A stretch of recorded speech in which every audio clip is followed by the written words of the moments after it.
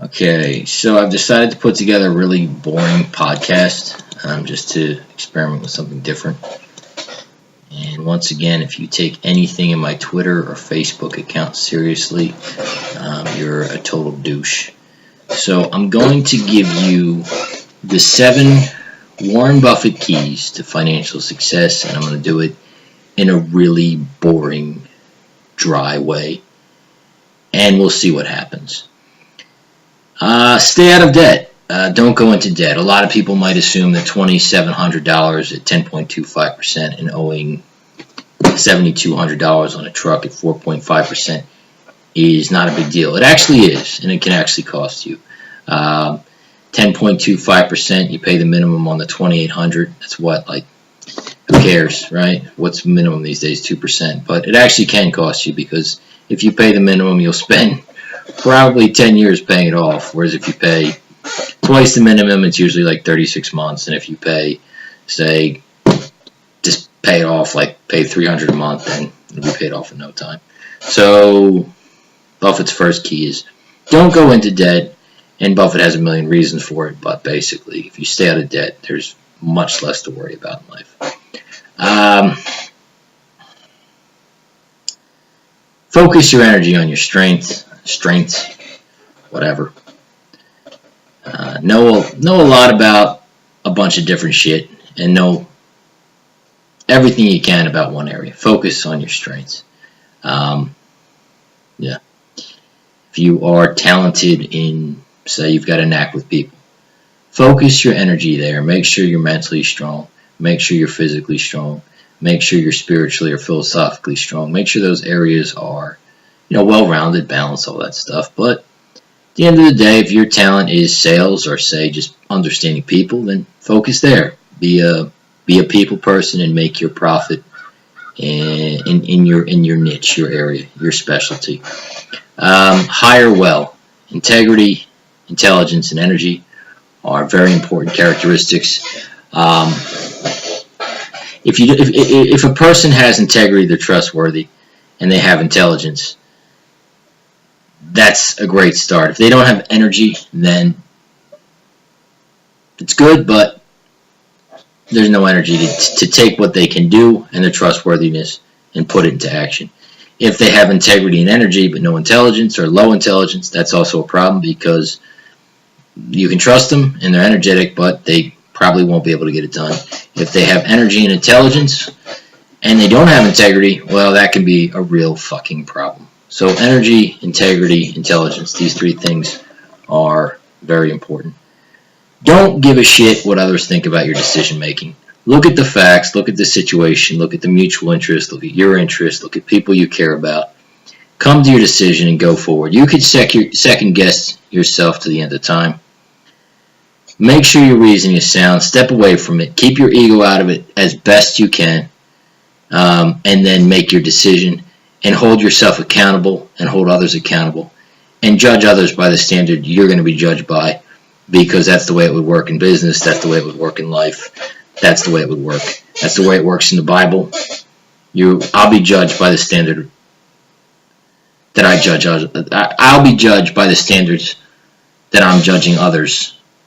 So I guess you would prefer to say it as the Bible would say, without being tripped, and just say the standard that I judge, the standard that I use to judge others will be the measuring stick used to judge me. So kind of had to push through that trip. Like I said, hold yourself accountable and hold others accountable. Set a reward, set a consequence, set parameters for how you want things done, and get it done. And don't regard others, their 2 cents on your decision making. Once you've looked at the facts, understand the mutual interest, understand your interest, and understand what's important to you, whether you have an interest in it, and work from there. And in accountability, judge by the standard that you expect to be judged. Read a lot, because you have a mental, physical, a social, and a spiritual realm. You have knowledge, you have skill, you have motivation, and you have the ability to execute. You have the habits. And those things intersect.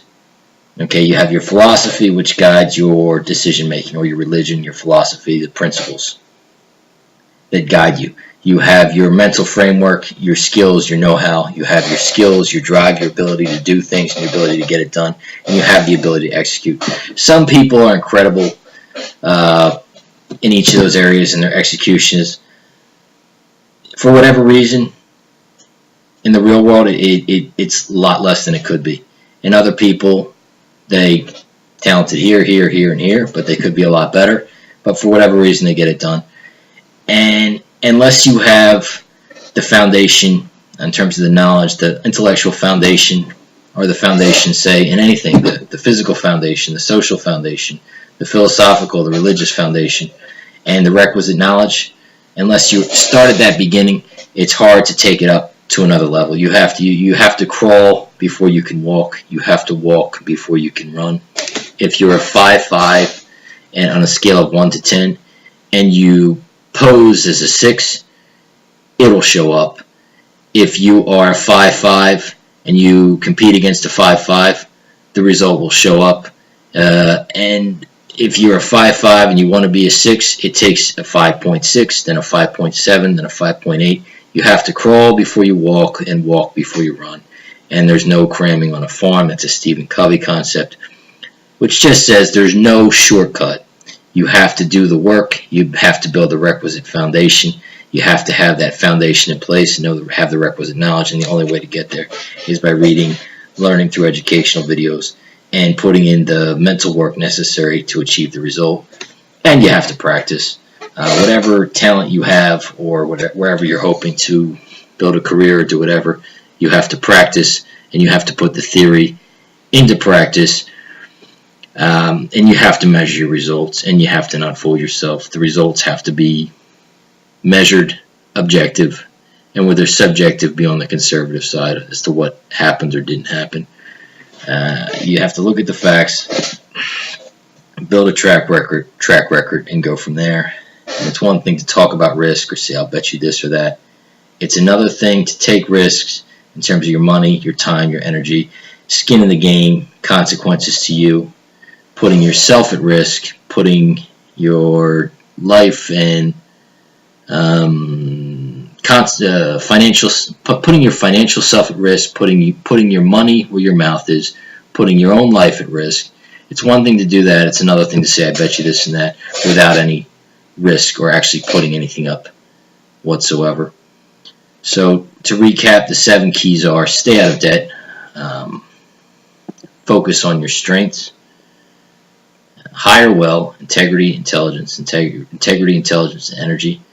Don't care what others regard others' opinion as important, but don't let it affect your decision making. Think for yourself.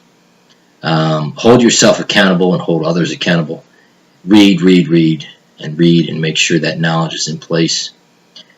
If you are a certain level, know your actual level and work to improve.